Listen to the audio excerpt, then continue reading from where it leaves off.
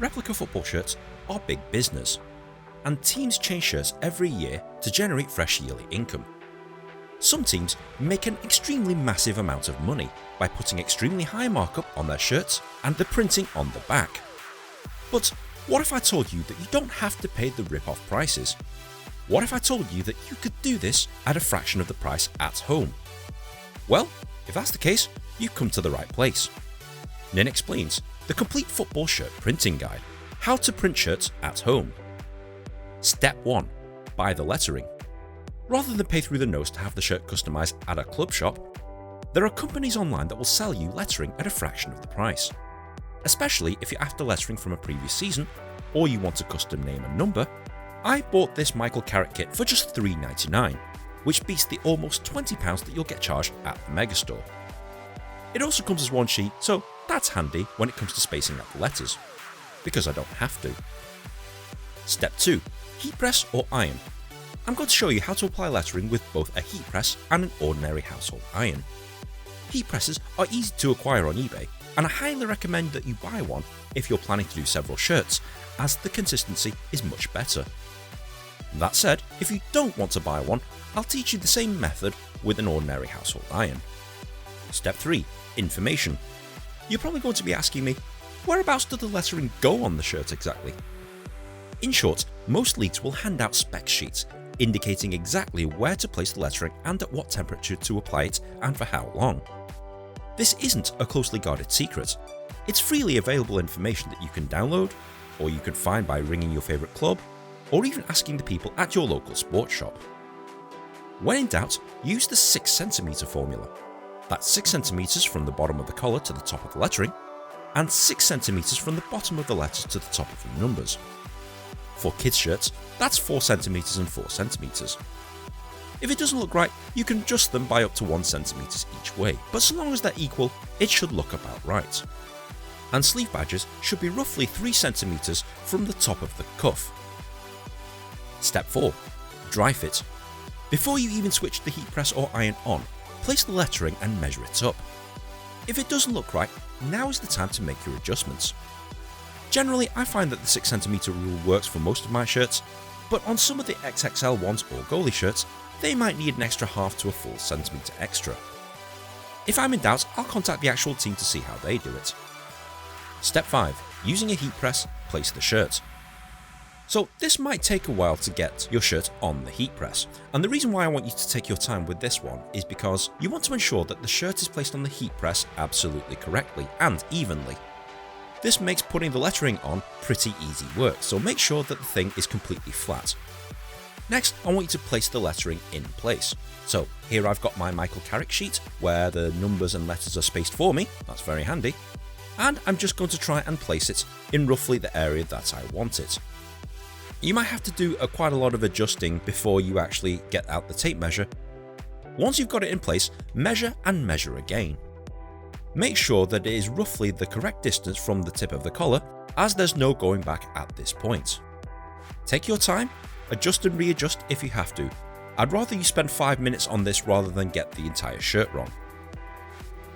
Once it's definitely in place and you're absolutely happy with it, press down on the heat press.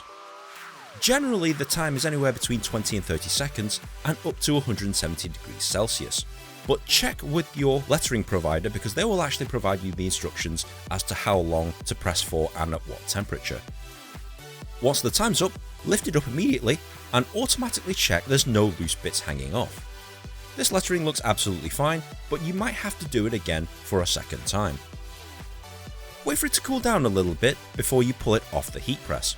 And whilst it's still relatively warm, but not when it's boiling hot, that's the point where you can peel away the backing paper. Hold down one corner of the shirt and pull the corner away, making sure that you pull the paper in a parallel-ish fashion, and make sure that the lettering stays on. I'm feeling all the way around the letters just to make sure that the lettering is actually applied. If it's still not stuck on properly, you might have to run it through the heat press again. Sleeve badges follow the same procedure.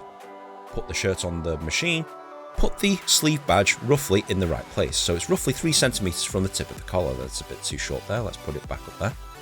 It doesn't look completely right, and I think I messed this one up because I reckon I should have put this respect badge right in the middle of the sleeve there, but I went with what the guideline suggested. But the Champions League patches on this side, they definitely look correct. Once you've got it in place, press it down, and you'll probably need to up the temperature and or the time because sleeve badges are generally very thick. Once you lift off, make sure that the sleeve patches don't have any raised corners like this one up there. If so, repeat. Hey dumbass, I don't have a heat press, what do I do now? Okay, you can actually do the same thing with an ordinary household iron. So to start, you need to iron your shirt first to make sure that it's completely flat. Here I'm using a Manchester United shirt and it has the word Jones on it, but it doesn't have his number 4. I've decided to buy an extra number 4 and decide to completely finish customizing this shirt. So what you want to do is you want to place the lettering roughly where it's supposed to be, and measure the distance between the top of the number and the bottom of the letters.